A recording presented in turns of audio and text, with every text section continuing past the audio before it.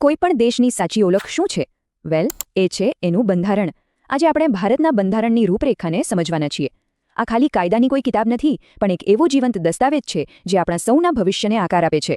તો ચાલો એની રચનાને જરા નજીકથી જોઈએ. પણ એવું તો શું છે જે ભારતના બંધારણને આટલું ખાસ બનાવે છે? વેલ, એ છે એનું કદ. આ દુનિયાનું સૌથી મોટું લેખિત બંધારણ છે. અને આ માત્ર કોઈ આંકડો નથી, પણ એ બતાવે છે કે આ દેશની વિશાળ વિવિધતા અને જટિલતાને સમાવવા માટે કેટલા ઊંડાણપૂર્વકના પ્રયાસો થયા છે. તો સવાલ એ થાય કે આખરે આ બંધારણ આટલું મોટું છે કેમ? વિભાગ 1માં આપણે એ જ સમજવાની કોશિશ કરીશું કે એના આટલા મોટા કદ પાછળના કારણો શું છે અને એની રચના કેટલી જટિલ છે.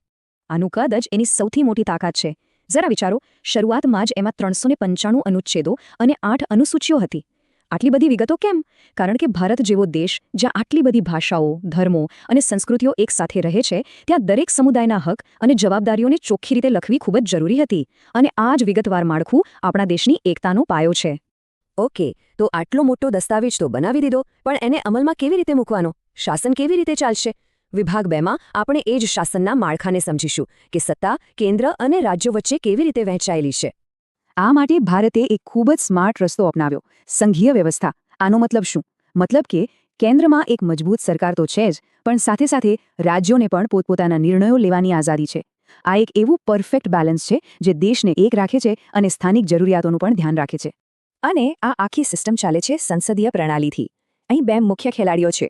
એક છે રાષ્ટ્રપતિ, જે આપણા દેશના વડા છે, અને બીજા છે પ્રધાનમંત્રી, જે સરકાર ચલાવે છે, એટલે કે સરકારના વડા. આ વ્યવસ્થા એ સુનિશ્ચિત કરે છે કે દેશનું નેતૃત્વ હંમેશા લોકો દ્વારા ચૂંટાયેલા પ્રતિનિધિઓના હાથમાં જ રહે, જે લોકશાહીનો મૂળભૂત સિદ્ધાંત છે. ઓકે, તો આ તો થઈ શાસનની વાત, એનું માળખું. પણ કોઈ પણ ઇમારત એના પાયા વગર ટકી શકે? ના, બિલકુલ નહીં. તો ચાલો હવે વાત કરીએ બંધારણના આત્માની, એના આદર્શો અને નાગરિકોને મળેલા અધિકારોની. આપણા બંધારણની પ્રસ્તાવનામાં 5 મોટા શબ્દો છે જે આખા દેશનો પાયો છે. સૌથી પહેલો છે સાર્વભૌમ. આનો સીધો અર્થ એ છે કે ભારત પોતાના નિર્ણયો લેવા માટે સંપૂર્ણપણે સ્વતંત્ર છે. આપણા પર કોઈ બહારની સત્તાનું નિયંત્રણ નથી. એના પછી આવે છે સમાજવાદી. આ ખાલી કોઈ આર્થિક સિદ્ધાંત નથી, પણ એનો હેતુ એ છે કે દેશની સંપત્તિનો ફાયદો સમાજના દરેક વ્યક્તિ સુધી પહોંચે અને અમીર ગરીબ વચ્ચેની ખાઈ ઓછી થાય. ત્રીજું, અને ભારતની વિવિધતા માટે કદાચ સૌથી મહત્વનું મૂલ્ય છે બિનસાંપ્રદાયિક. આનો મતલબ એ છે કે સરકાર માટે કોઈ એક ધર્મ મોટો નથી. કાયદાની નજરમાં બધા ધર્મો સરખા છે અને દરેકને પોતાની શ્રદ્ધા પ્રમાણે જીવવાની પૂરી આઝાદી છે. ચોથો શબ્દ છે લોકશાહી, જે શાસન કરવાની અંતિમ શક્તિ લોકોના હાથમાં આપે છે. મતલબ કે સરકારને ચૂંટવાનો અને જરૂર પડે બદલવાનો અધિકાર સીધો જનતા પાસે છે. અને છેલ્લે 5મું મૂલ્ય છે પ્રજાસત્તાક. આ એ સુનિશ્ચિત કરે છે કે દેશનું સૌથી મોટું પદ વંશ પરંપરાગત નથી. અહીં કોઈ રાજારાણી નહીં, પણ લોકો દ્વારા ચૂંટાયેલા પ્રતિનિધિ જ દેશના વડા બની શકે છે. બસ આ 5 શબ્દો જ ભારતીય રાષ્ટ્રની ખરી ઓળખ છે. પણ સાંભળો, આ બધી વાતો ખાલી સારા વિચારો નથી. બંધારણ આને હકીકતમાં બદલે છે, મૂળભૂત અધિકારો આપીને. આ એવા અધિકારો છે જે દરેક નાગરિકને સન્માન અને સમાનતા સાથે જીવવાનો હક આપે છે. અને આ અધિકારોનું રક્ષણ કરવાની જવાબદારી ખુદ બંધારણ લે છે. અને દેશને એક રાખવા માટે બંધારણમાં એક જોરદાર આઈડિયા છે, એકલ નાગરિકતા. આનો સીધો મતલબ એ છે કે ભલે આપણે ગુજરાતના હોઈએ, કેરળના હોઈએ કે પછી બંગાળના, આપણી ઓળખ એક જ છે. આપણે સૌ ભારતીય છીએ. બસ વાત પૂરી.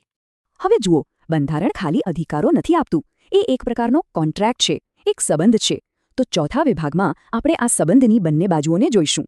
સરકારની આપણા પ્રત્યેની જવાબદારી અને આપણી દેશ પ્રત્યેની જવાબદારી. સરકારની જવાબદારી શું? એ આવે છે રાજ્ય નીતિના માર્ગદર્શક સિદ્ધાંતોમાં.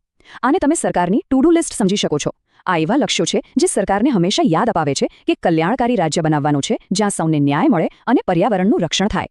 અને હવે સિક્કાની બીજી બાજુ, આપણી એટલે કે નાગરિકોની મૂળભૂત ફરજો. જેમ સરકારની જવાબદારી છે, એમ આપણી પણ ફરજ છે કે બંધારણને માનીએ, દેશની સંપત્તિને નુકસાન ન પહોંચાડીએ અને એકતા જાળવી રાખીએ. યાદ રાખજો, અધિકાર અને ફરજ હંમેશા સાથે ચાલે છે. પણ એક મિનિટ, આટલી જોરદાર રૂપરેખા બનાવી તો દીધી, પણ એનું રક્ષણ કોણ કરશે? અને સમય બદલાય તો શું આ બંધારણ પણ બદલાશે? ચાલો આપણા છેલ્લા વિભાગમાં આના જવાબો શોધીએ.